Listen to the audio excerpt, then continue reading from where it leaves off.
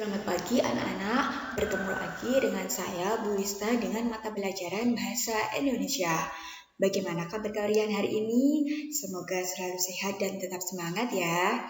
Hari ini kita masih akan membahas tentang teks deskripsi, yaitu jenis-jenis dan langkah penyusunan teks deskripsi. Oke anak-anak, silahkan simak penjelasan berikut ini ya. Yang pertama, kita akan membahas tentang jenis-jenis dari teks deskripsi. Ada yang sudah tahu ada berapa jenis dari teks deskripsi? Dari teks deskripsi itu ada 3. Yang pertama, deskripsi subjektif, yaitu jenis paragraf yang memaparkan atau menggambarkan objek sesuai kesan atau pengalaman dari penulisnya. Kemudian yang kedua ada deskripsi spasial, yaitu jenis paragraf yang memaparkan atau menggambarkan objek hanya berupa tempat, ruang, atau benda. Jadi deskripsi spasial di sini hanya menggambarkan objek yang berupa tempat. Contoh, tempat makan, atau rumah, atau kamar, ya.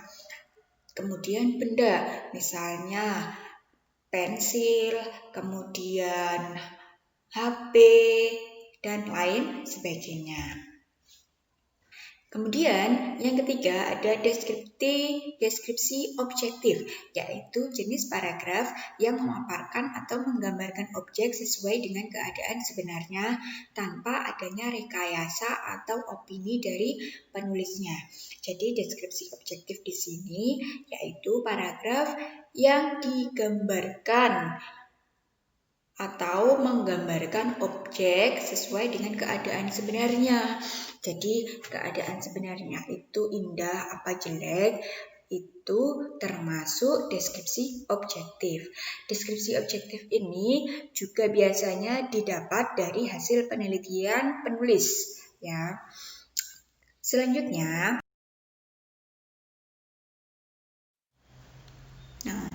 ini ada contoh dari deskripsi subjektif tadi. Nah, kalau deskripsi subjektif tadi yaitu jenis paragraf yang memaparkan atau menggambarkan objek sesuai dengan kesan atau pengalaman dari penulis.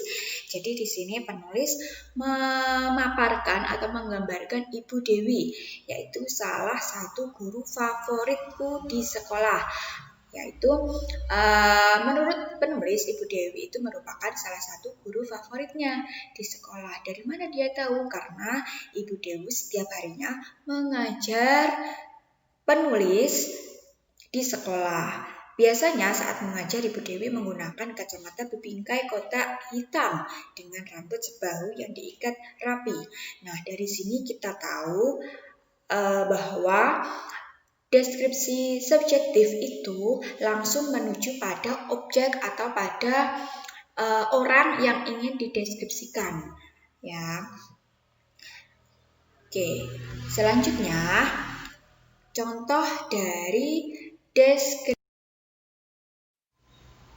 spasial. Nah, di sini ada contoh dari deskripsi spasial. Oke, yaitu jenis paragraf yang memaparkan atau menggambarkan objek hanya berupa tempat, ruang, dan benda. Nah, contohnya di sini paragraf spasial atau paragraf deskripsinya menjelaskan tentang ruang atau kamar tidur. Kamar berukuran 7x8 meter itu sangat nyaman ditempati. Dindingnya dicat warna kuning dengan beberapa stiker tembok bertema kartun yang menghiasi. Sebuah sofa berwarna merah marun diletakkan di pojok ruangan beserta lampu hias yang terdapat di kedua sisinya. Dan seterusnya. Oke, dari sini kalian bisa melihat bahwa teks ini menjelaskan tentang sebuah ruangan, di mana di ruangan tersebut dindingnya itu diwarna kuning atau dicat warna kuning, kemudian ada sofa, kemudian terdapat TV 32 inci, dan lain sebagainya. Nah, di sini berarti kalian bisa membedakan antara deskripsi subjektif dan spasial. Selanjutnya, yang ketiga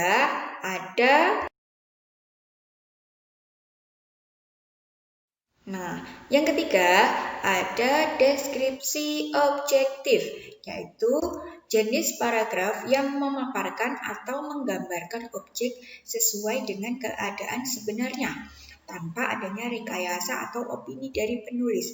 Seperti yang saya katakan tadi, kalau deskripsi objektif ini biasanya berasal dari pengamatan si penulis. Contoh di sini yaitu salah satu candi tertua di Indonesia adalah Candi Borobudur yang ada di Magelang, Jawa Tengah, Indonesia. Nah, dari sini ketika kalian ingin menuliskan sebuah teks tentang misalnya sebuah tempat pariwisata, contoh di sini Candi Borobudur, otomatis kalian harus punya sumber atau data yang bisa kalian gunakan untuk menulis teks yang berjudul Candi Borobudur. Oke, entah itu kalian ambil dari internet atau kalian misalnya habis jalan-jalan ke Candi Borobudur, kemudian kalian bisa mendeskripsikan, bisa melihat langsung, oh ternyata Candi Borobudur dibangun pada tahun sekian, terletak di kota tertentu, kemudian dikelilingi apa saja dan sebagainya. Nah, itu bisa kalian gunakan untuk membuat teks deskripsi. Oke, itu tadi jenis-jenis dari teks deskripsi, yaitu ada deskripsi subjektif, spasial, dan objektif. Selanjutnya, di sini Bu Rista akan memberikan gambaran tentang contoh, ya.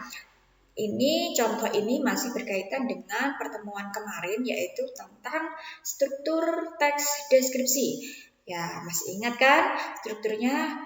Yang pertama ada identifikasi, kemudian deskripsi bagian, dan penutup atau kesimpulan. Nah, berkaitan dengan jenis-jenis teks deskripsi tadi, di sini ada identifikasi atau pengenalan objek. Contohnya di sini objeknya yaitu bus.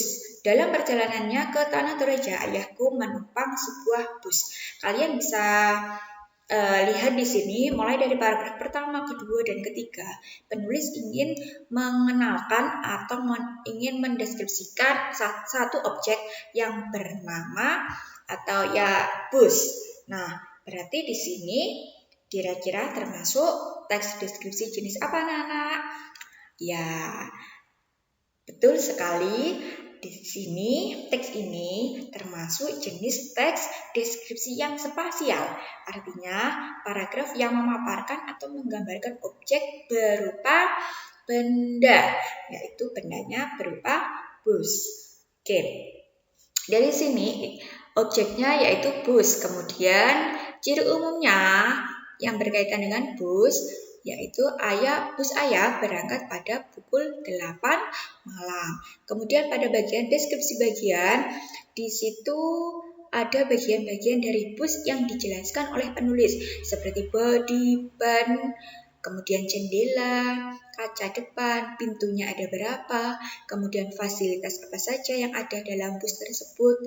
Oke, ini diceritakan atau masuk dalam deskripsi bagian. Kemudian yang ketiga, kesan umum atau penutup. Ya, penutup di sini berisi tentang kesan umum yang dirasakan oleh penulis saat menumpangi bus. Nah, di situ ayah bercerita bahwa bus itu sangat nyaman. Jadi di sini penutup atau kesimpulan pada sebuah teks deskripsi itu merupakan kesan apa yang dirasakan oleh penulis. Nah, kesannya di sini yaitu bus itu sangat nyaman. Oke, anak-anak, selanjutnya kita akan membahas tentang langkah penyusunan teks deskripsi. Nah, apa saja langkah-langkahnya? Yang pertama, langkah menulis teks deskripsi, yaitu menentukan subjek yang akan dideskripsikan. Jadi subjeknya apa? Ya, kalau tadi berarti subjeknya berupa bus. Oke. Kemudian yang kedua, membuat judul yang berisi subjek yang akan dideskripsikan dengan tanggapan pribadi penulis. Ya, judulnya apa? Yang sesuai dengan teks tadi. Ya, bisa bus yang menyenangkan atau berwisata dengan bus. Nah, itu cocok untuk diberikan pada teks tadi. Oke. Kemudian yang ketiga, membuat kerangka bagian-bagian yang akan dideskripsikan. Nah, kerangkanya apa saja? Saya nanti akan menjelaskan di slide berikutnya. Kemudian yang keempat, mencari data dengan cara mengamati subjek yang akan dideskripsikan. Nah, datanya berupa apa? Berarti tadi kalau kita melihat teks tadi, datanya itu yaitu berupa pengalaman langsung dari si penulis saat mengendarai bus tadi. Jadi pengalamannya bagaimana mengendarai bus tadi, kemudian kesannya bagaimana. Nah, itu juga termasuk mencari data. Kemudian yang kelima, menata kalimat-kalimat menjadi paragraf pembuka berupa identifikasi dan juga paragraf deskripsi atau deskripsi bagian dan yang terakhir penutup. Jadi setelah kalian mencari data atau mendaftar data apa saja yang kalian perlukan di sana, kemudian kalian nanti tata kalimat-kalimat tadi, paragraf pertama kalian susun menjadi 3 paragraf. Paragraf pertama identifikasi, kemudian paragraf yang kedua deskripsi bagian, dan paragraf yang ketiga penutup. Oke, selanjutnya anak-anak. Nah, dari contoh teks di atas tadi, contoh teks yang berjudul bus tadi, di sini Bu Rista ingin menjelaskan tentang struktur dari identifikasi objek atau ciri umum objek. Jadi nanti kalian kalau menyusun teks deskripsi biar tidak bingung, ya. Nah, untuk identifikasi objek. Nah, di teks tadi yang pertama, bus ayah berangkat pukul 8 malam. Nah, kemudian yang kedua, di sini kok pentingnya ada yaitu bus ya yang diceritakan. Oke. Selanjutnya, nah ini bagian deskripsi bus. Jadi di paragraf yang kedua, kalau tadi di paragraf pertama berarti berisi tentang pengenalan dari bus, kemudian busnya atau ciri umum dari bus, yaitu bus ayah tadi berangkat pada pukul 8 malam. Kemudian yang selanjutnya ada deskripsi dari bus. Nah, apa saja yang perlu dideskripsikan dari bus? Oke. Yang pertama ada body. Nah, tadi diterangkan dalam teksnya, body bus itu dicat dengan warna hijau muda dan putih. Nah, itu berarti menjelaskan tentang body atau warna keseluruhan dari bus. Yang kedua ada ban. Nah, gambaran dari ban bus tadi. Bannya berukuran besar, berwarna hitam, dan pelek berwarna perak menggilap. Nah, ini deskripsi dari bus. Kemudian yang ketiga, kaca depan. Kaca depan dari bus tadi sangat besar.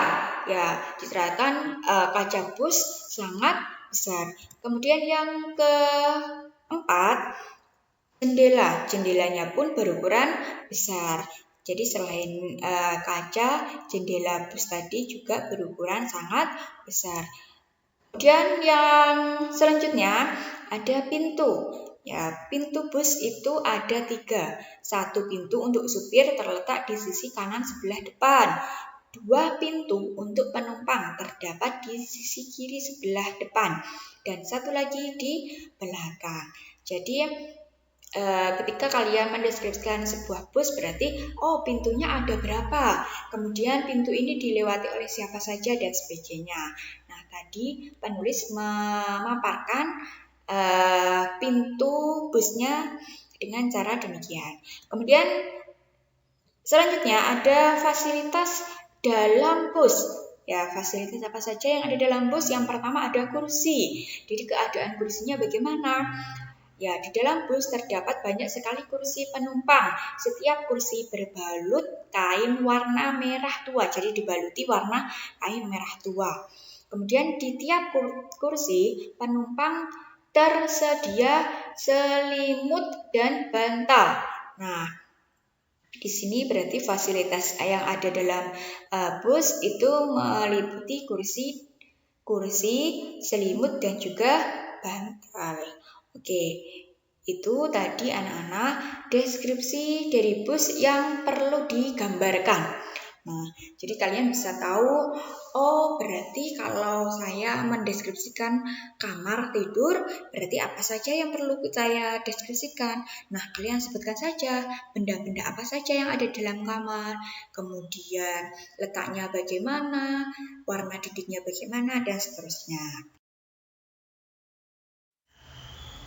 Selanjutnya, di paragraf terakhir dalam teks deskripsi itu ada kesimpulan atau penutup. Ya, contoh di teks tadi penutupnya yaitu kesan penulis. Di sana tadi diterangkan bahwa penulis itu menyatakan bahwa bus itu sangat nyaman. Oke anak-anak, itu tadi penjelasan dari Bu Rista tentang jenis dan langkah penyusunan teks deskripsi. Oke, bagaimana kalian sudah bisa memahami? Di materi berikutnya, kalian akan saya suruh untuk menuliskan beberapa pertanyaan berkaitan dengan materi kita, ya. Mulai awal sampai akhir. Silahkan nanti kalian tulis materi apa saja yang perlu kalian pahami. Nanti nanti Bu Rista akan menjawab di sana. Oke anak-anak, sekian ya materi untuk hari ini. Semoga bisa dipahami. Saya akhiri. Wassalamualaikum warahmatullahi wabarakatuh.